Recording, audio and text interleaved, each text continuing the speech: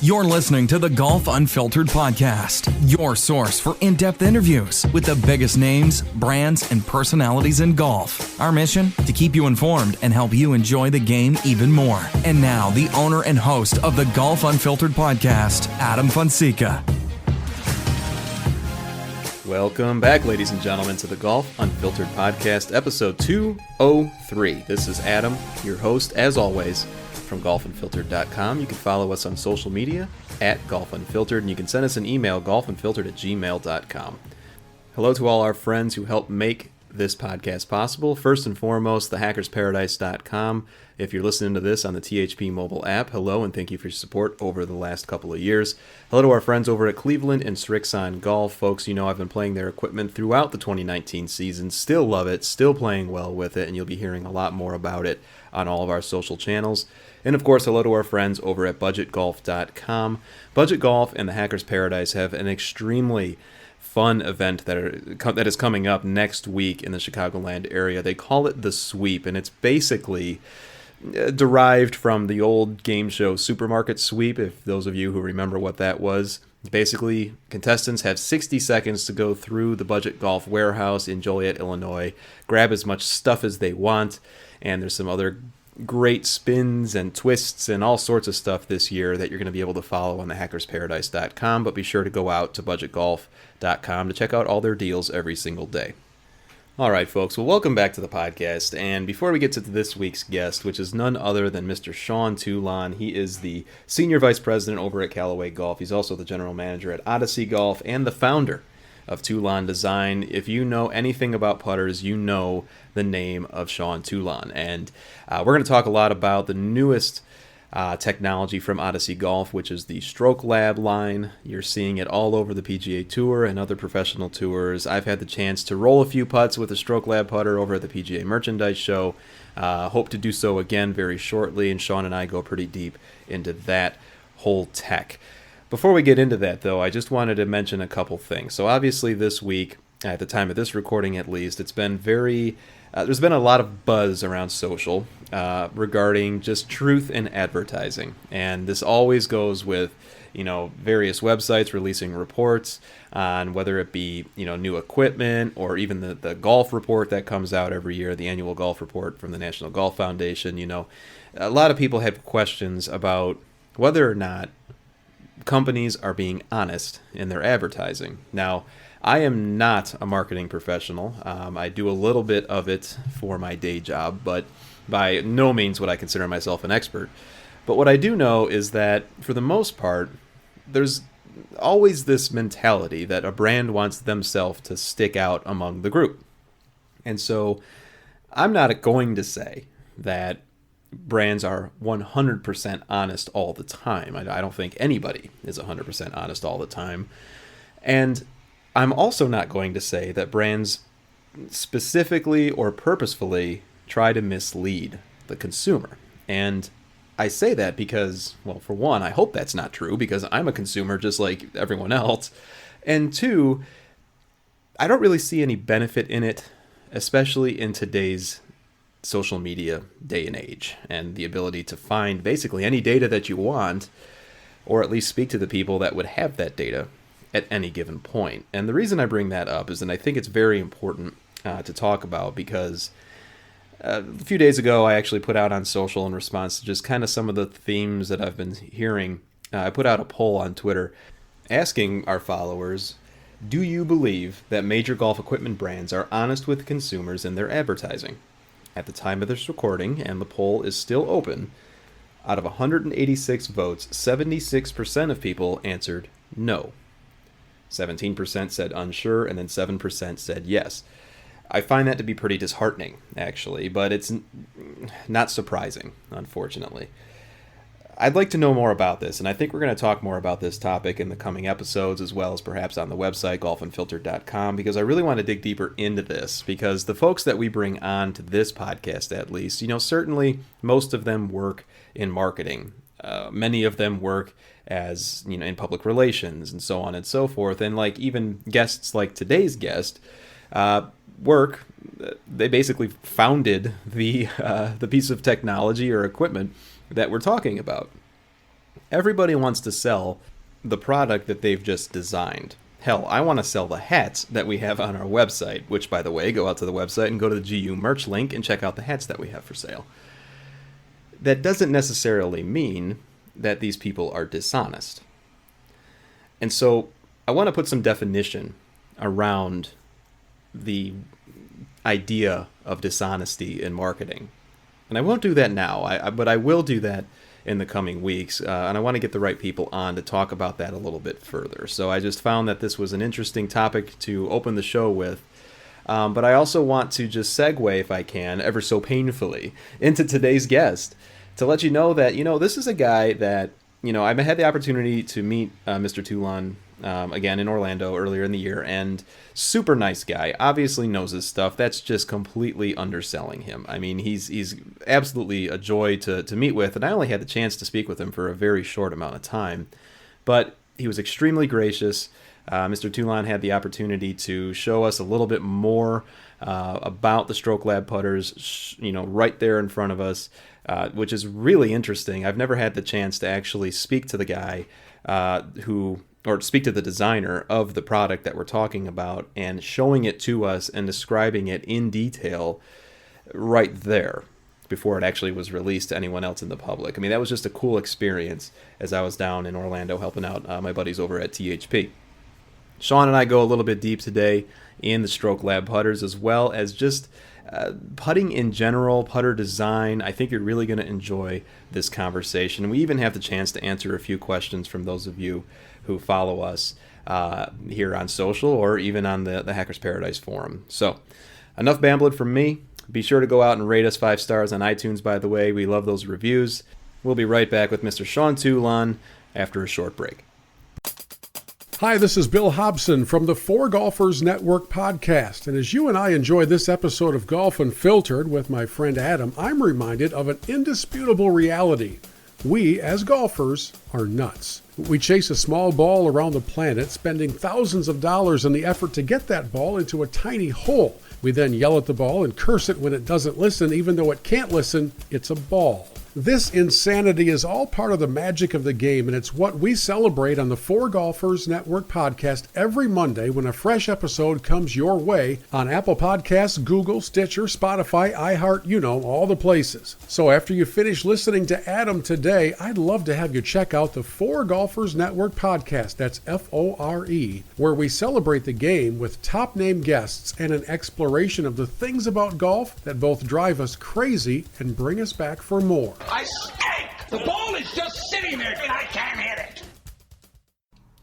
And welcome back, folks. As I mentioned at the top of the show, very excited to welcome the Senior Vice President at Callaway Golf, the General Manager of Odyssey Golf, and the founder of Toulon Design, Mr. Sean Toulon. Sean, thanks for taking some time tonight to speak with us. Yeah, great, Adam. Yeah, enjoy the opportunity to speak as always. Obviously, a lot of chatter around not only amateur golf but also pro golf regarding Stroke Lab, the amazing new putters coming out from Odyssey Golf. Obviously, you had a lot to say about the design of Stroke Lab. But before we get there, Sean, obviously anyone who's played the game for more than 5 minutes knows the name of Sean Toulon. But why don't you let us know a little bit about your background in the game and your background over at Callaway and Odyssey? Yeah. Well, I've been doing it for a long time, so I guess it doesn't really feel like a long time, but I guess it's almost 35 years. So right when I finished college, I started to work for at TaylorMade, and I've just always had a passion for the game, Adam. But I think maybe even more important, I always just loved equipment, and I loved golfers, and to be able to combine those things that you care so much about and be able to do it all day, every day. It's still a job, but there's very few days where it really felt like it was a job. So I've been a lucky man. And, obviously why we're talking today is about the newest putters out of Odyssey, and that is Stroke Lab. I had the opportunity to get a close-up view, along with you, of course, of the putters in Orlando earlier this year. And a lot of people are talking about it because players like, Phil Mickelson, Xander Schauffele, Francesco Molinari, they are using these putters in every round that they play. First and foremost, Sean, what was the intent behind the new design with Stroke Lab? Well, the intent, as it always is to help all golfers, whether it's tour player, Adam, or the average golfer, putt better. So, when we really looked at the things that we had been working on, which I think a lot of people have been, it's really been head-centric. So, I think a lot of companies, Callaway and Odyssey being one, we've looked at how do you create better forward roll, because the ball coming off the face, and we really are beginning to understand launch conditions now for putters in much the same way that we do drivers. But we're trying to get that ball to roll forward as quickly as we can. So that's important. So we've developed inserts and mechanisms that would help get the ball to roll forward better, and that certainly helps. Second part of it is we've really looked at alignment, because most golfers, including tour players, are actually not very good at aligning.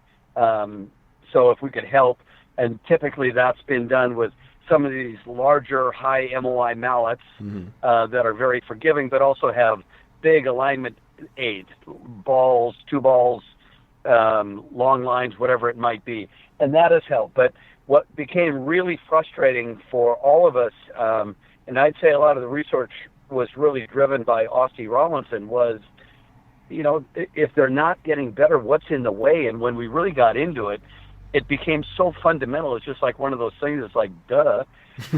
When you looked at the consistency of a golfer's stroke, quite frankly, it was horrible. So there were just so many things that were not repeating. And golf is all about having predictable results. As soon as you hit a shot, you're trying to predict and control where the ball ends up. And if you can't do that, golf becomes pretty difficult. And with putting, it's the same thing. And the number one thing is golfers' strokes have to get more repeatable. So that was really the genesis of the idea, driven by Odyssey. And then we had to look into different ways and mechanisms that we thought maybe could help that. And one of the ways that you've attempted to do that for golfers, as I understand it, Sean, is making the golf shaft and the putter, therefore, lighter in general. And I understand that the new Stroke Lab shaft is a full 40 grams lighter. Does that go into trying to make that consistent stroke?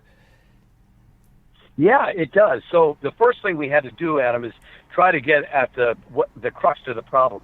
What is causing this inconsistency? So we started to really study the way putters have been built for the last 40 or even 50 years. And if you go back into the late 70s, early 80s, when ping was really dominant in the putter game, those putter heads weighed about 290 grams. And the shafts were light, were stiff, and the grip was very skinny and light. And the overall swing weight of those putters were in the high B's to low C's. Then, as agronomy really began to evolve, green speeds got a lot faster. So remember, Adam, the first time, I can tell you I remember the first time I was in a high school match and somebody said on the way to the golf course that the greens were going to stimp at 10, and I almost started to hyperventilate in the car. Oh my gosh, what are we going to do? Right. And now you don't really hyperventilate until somebody tells you they're 15. So, and what's happened is green speeds have gotten so much faster, head weights have gotten a lot heavier because golfers don't want to take a real big stroke. So now head weights, fast forward, have gotten to around 360 grams or so. That's a full, 50, 60, 70 grams heavier than where they used to be.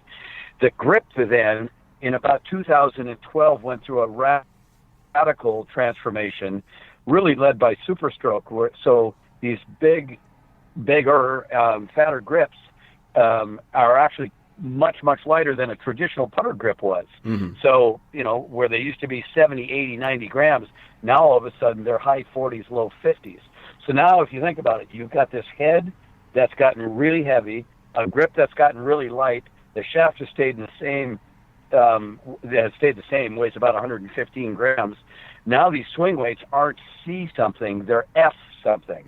And what's happened, the inconsistency was really driven by the head getting incredibly heavy and the shaft really not changing. So we said, heck with it. We gotta we got to start from scratch, and we got to totally rebalance and reimagine the balance and weight of a putter. So that's really where the idea came from. So we took, if you think about it, if I wanted to make something more forgiving ahead, let's say, because I think your listeners will really get this. Sure. So if we wanted to increase the MOI, the moment of inertia of a head, the tricks we would do is we would make it bigger. We would take weight out of the middle and move it to the edges. We probably would move weight lower, further back, and now the club head would be more forgiving, more resistant to twisting on off-center shots. So we took that same thought into the entire club. Gosh, what if we could actually improve the entire MOI of the putter itself, not just the head? So we looked at the shaft and said, okay, it weighs 115 or 120 grams. What if we had it so it weighed a lot less, and we took that weight from the center and we moved some to the butt end and some to the head end of it? The inertia would go up, and we'd be able to do some things quite differently. So, Sean, that's really interesting. One of the things you mentioned was in regard to green speed changing over time, right, as ergonomics kind of changed over time, as all technology changes over time. And so we have to kind of keep up with that, especially in golf. With Stroke Lab and keeping in mind the different weights throughout the club, you were talking a little bit about MOI. And so as we focus more on the golf shaft, which I believe, companies are beginning to focus more on, how does that impact MOI, if at all, or how does it work together with the other components of the club to increase MOI? Right. Yep. So I think, Adam, and forgive me if I'm reiterating a little bit here, but the biggest culprit for the inconsistency is that head weights have just gotten way too heavy for the rest of the components, and that's really what was sort of driving our curiosity. And so when we looked at the shaft, and the shaft's weighing, it always weighed 115 or 20 grams, and it never changed. But now if you look at, you're going to hang a weight at the end of a tube. So if the head itself is the weight, and the shaft is the tube. Imagine if it's the same tube and you're hanging 290 on one end of it, 290 grams, and then you take that off and you put 360 grams on the same tube. That tube is going to react very, very differently. So, one, we knew for sure we had to do some work there, but what we wanted to do to really be able to begin to improve the consistency of a golfer's motion, in this case a putting stroke, we felt like we could improve the moment of inertia, or the stability or forgiveness, if you will, of the entire club. So if that shaft weighs 115 or 20 grams, it's got a bunch of trapped weight, we could effectively make that much lighter, in this case 75, and move the 40 grams a little bit into the head, so the head weights are 360 to 365, and then take the grip and a weight that goes inside the grip, and get that to weigh about 105 grams. So we're basically doing the same thing we would be doing if you asked me to make a head more forgiving. I'd make it bigger, and I'd move weights to the edges. And so we effectively have done that, kept the weight out, took the weight out of the middle of the shaft, put it on the grip end and on the head end, but and this is really the important part, we've also kept the overall weight almost exactly the same. So the problem with counterbalancing, which a lot of people would say, well, that uses counterbalancing. No, not really, because counterbalancing, the shaft hasn't changed. So all you've done is you've made the whole putter a lot heavier. Right. And for almost all golfers from 15 feet and outside, counterbalanced putters are very difficult to control distance with. And that's funny that you mentioned the counterbalance question, because that is something that I've heard a lot, and that is a misconception, which I think you've kind of explained really well. And so just to kind of reiterate for the listeners, what Stroke Lab is, it would not be categorized as counterbalance, if I understand you correctly. Yeah, I would say, and we do say, it's a total rebalance. So a lot of these counterbalance, so if you were to take typically a counterbalanced head, a putter will have a head that weighs around 400 grams. It'll have a grip and a weight of some sort that probably weighs at least 150 grams, and then a shaft in the middle that could weigh anywhere from 115 to 200 grams. So, what you have now is you have a bludgeon. So, I mean, that thing is gonna, you could kill somebody with that thing. So now for somebody that's a really, really jittery or it might be inflicted with that word, that can help on shorter putts to some, but for the most part, it's not helping golfers. So what we thought is this: a golf club is a really important component in creating your swing, and has a lot of influence on what your swing actually turns out to be, whether it's a full swing or a putt.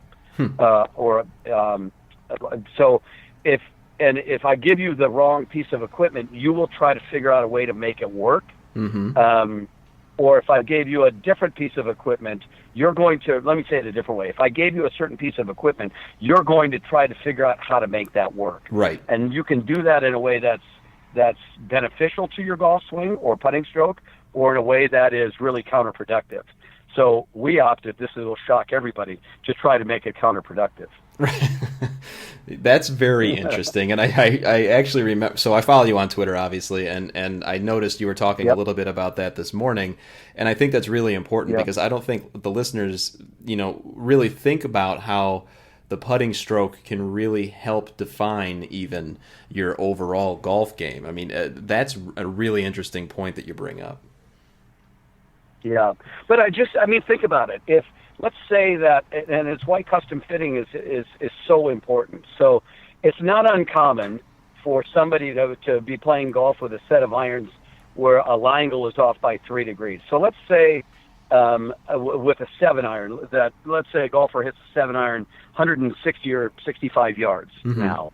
And let's say it's 3 degrees too flat for a golfer. So that means the start line, unless you've done something in your golf swing to interfere, the start line is going to start out way to the right. From 170 yards, it's going to be about 15 to 16 or 17 yards offline. Mm-hmm. So I'm guessing, Adam, the average golfer isn't going to watch all of his golf balls go to the right. 15, 16, 17 years. So what do you think is going to happen? They're either going to strengthen their grip and try to flip it because they got to figure out a way to get the club face more square, or they're going to start to aim way left, right? So there's a case where the golf club is creating some really bad habits in your golf swing. The same thing happens in putting.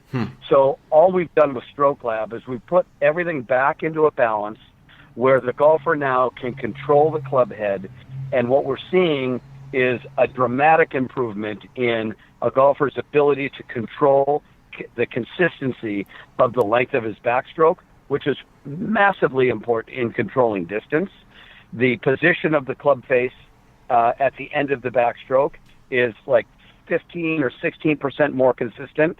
So that means as the club face, as you transition now on your forward stroke, the amount of rotation that you need to have to get it back to where you want at impact is much more controllable. Your face angle at impact, which is pretty much everything, is 13 or 14% more consistent. So all of these things start to go, in sort of a chain reaction, and it's really simple. It makes you a better putter almost immediately, and that's why we're seeing.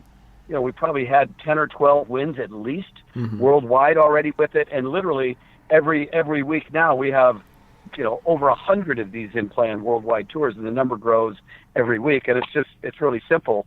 The best players in the world are doing it because they putt better and their performance is improved, and that's what the game is all about for them. I thought for sure Francesco Molinari was not going to miss a putt the entire day at the Masters. I mean, he was just making everything. It was just incredible. But one thing I wanted to get to really quick, Sean, and this is kind of this is for the golf tinkerers out there like myself and those listening. They're going to ask the obvious question of, okay, well, what happens then if the Stroke Lab putter, or any putter for that matter, is so coordinated in terms of balance? What happens when I have to change the grip, or I want to change the grip? How would you recommend, at least for Stroke Lab, that process? How do you recommend that process goes into effect? Is that something that you go back to a fitter for, or is that something we can do in our basement? You can. It's a little bit tricky because there's So if you take here's the way the math works. Mm-hmm. You want the grip and the weight that goes in the butt end of the shaft to weigh around 105 grams. If you're somewhere around 100 to 110, you're fine. Mm-hmm. So the important thing is that you know what the weight of the grip is that you want to put on. So if it's 80 grams, you're going to want to have around 25 grams of weight that goes in the butt end of that. Mm-hmm. So those are things that we're happy to help you with if that's something that a golfer wants. We're getting some questions on that and some requests for that. Quite frankly, it's been very little to this point. I think most golfers have really liked the grips that we selected and put on there, but we're definitely getting some, and we want to help golfers if they want to try to putt with a different grip. And that's something that has always been consistent with Odyssey and Callaway. I mean, you guys have always been willing to work with the golfer at any level in order to, be able to customize the tools that they're using for the game that they love. And Sean, you mentioned something a little bit about the reception from pro players, and obviously, we're seeing Stroke Lab everywhere, not only on the PGA Tour, but as you mentioned, on tours worldwide. I'd imagine that because of the game or the games that these players feature, they probably have some requests for the customization of even their Stroke Lab putters. What are some of the things that you're hearing from the elite players in terms of whether or not to add weight, anything of that nature? Yeah, it's been anything from, and it's interesting because I have pretty good feedback on this because Joe Toulon, who happens to be my middle son, is the Odyssey Tour rep on the PGA Tour. So everything that goes through there, I mean, I talk to him probably 3-4 times a day when he's out on tour, which is pretty much every week. I would say 60 or 70% of them are just totally stock. About a 360 or 365 gram weight head, the 115 gram weight shaft, and then a grip, whatever the grip could be, that certainly could change. But with the grip and the grip weight adding up to 105, we do have some that have filled with that a little bit. Phil being one of those, and to be honest with you, I don't know what Phil has now. Phil does Phil things, as you might imagine. I can imagine. So I don't know if he's got 80 grams under that grip or if he's got 25, but he's got something. But the combination, the comment that we hear more often than anything is, I feel something different. I don't really know exactly what it is, but I like it. And the people that have been able to really articulate it have said, you know what, I can feel that it feels like it's a little bit lighter in the head.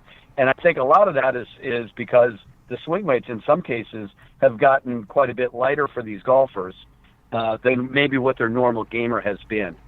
So I guess what I would say for the listeners would be this. If you want to putt better, you have to make some changes. And even though this may feel a little bit different, you can go back to a traditionally weighted putter or a putter that weighs exactly like what you have, and you're going to get the exact result more than likely that you have now. So if you want to try to improve, you're going to have to try something different. And I would also say that the adjustment period for this has been remarkably fast. So I wouldn't be afraid of it. And that's Plus, you don't want to putt better. Well, right. I mean, if you want to putt better, you do have to try something new. I mean, what's the definition of insanity, right? If you just keep doing the same thing over and over again. But exactly. What's really interesting is you just mentioned, players wanting to make a change. They need to do something different, and they want to compare it, of course, human nature, to what they are currently playing. When a listener or consumer goes into, whether it be a fitting studio, pro shop, wherever, brick and mortar store, do you recommend that they bring their current gamer in with them and compare it to Stroke Lab, or do you go in open mind, go into the fitter and say, look, fit me to what you think works best for me? I think both can work. I think if you can bring your putter in, I would do that for sure. And let's look at it. So over the past, I would say now almost 2 years, we've spent a tremendous amount of time, whether it's on the phone or face-to-face, with Phil Kenyon, who, he would be the putting guru right now, and I think he's going to be the putting guru for a long, long time, because he isn't a method guy. He wants to make Adam the best putter he can make you, Adam, and whatever that might be. So what Phil has been able to do with a guy like Francisco Molinari is, let's take a look at what you got. Let's try to understand what your misbiases are, or what the issues might be, and then let's start to go through a process and see if we can find you something that will take your consistency, and I would use another word, your predictability quotient. Let's see if we can get that to improve. And with Francisco working with Phil Kenyon, it was just like, well, this is a no-brainer. I have to go Stroke Lab. In this case, it was in a Odyssey Toulon Madison, and his numbers just got dramatically better. So I bring your current putter. If you don't have it, then I would say offer yourself up to the fitter and just say, help me get better. And whatever that is, I would, if you find something that's better, and you would be one of those people that said, I am a golfer and golf is important to me, I would buy whatever would make you better. It's very sound advice, and certainly something that I think everyone should take into account, definitely. And it sounds like, even with the example that you brought up with Molinari, Sean, I would be remiss if I didn't at least ask a question, because he's obviously a very high-profile guy, and he just had a very high-profile win last year, and then we noticed that he made the switch to Stroke Lab. And you may have already mentioned this in your previous answer, but what was that process, just at a high level, getting Molinari in, and then was it just a matter of seeing the benefits right off out of the gates of Stroke Lab to make the switch? Yeah, and he worked with Phil Kenyon, and a little bit with my son Joe, and our tour rep in Europe. His name is Seamus Sweeney, who's just phenomenal. But I would say between the three of them, but largely his work with Phil Kenyon at Phil's studio in England, he just saw the numbers are just better, and they weren't a little bit better, they were a lot better. So it's like, well, I have to switch. And and he did well with his putter before, let's not forget, but his putting stats are pretty dramatically improved. I would say so, definitely. And listeners, once again, we are talking to Mr. Sean Toulon. Sean, thank you again so much for taking some time out of your very busy schedule, especially now with all these people playing so well with Stroke Lab putters. Greatly appreciate your time. But I have one final question from you, and this comes from our mutual friend of JB. And he would be very mad at me if I didn't ask this. Which team will win the Odyssey Experience event that THP is hosting? Is it going to be your team or Luke Williams? I would say this will go down as one of the great landslide smackdowns in the history of THP events.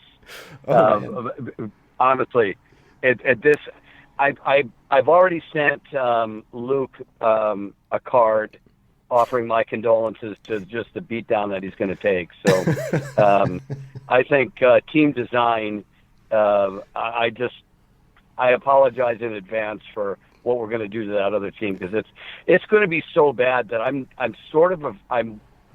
kind of afraid that they may not even show up for the second round. Well, I knew the smack talk and the trash talk in the Callaway family is second to none. I love every time that there's the opportunity. So we look forward to seeing the live events thread on that one. Stay tuned to this thread, because I think it's going to heat up. Lucas told me what he's up to, so I think we'll have some fun over the next week or so. Really looking forward to meeting all my teammates and building those guys a putter that's going to be incredible because of their victory. Sean, once again, thanks so much for coming on the show this week. Congratulations with Stroke Lab and the early success. I hope we can do this again soon. Yeah, it's been lots of fun, Adam, and I just want to say to you and JB and everybody at THP, it's an awesome community there. We love it, and thank you for the support that all of you have given us.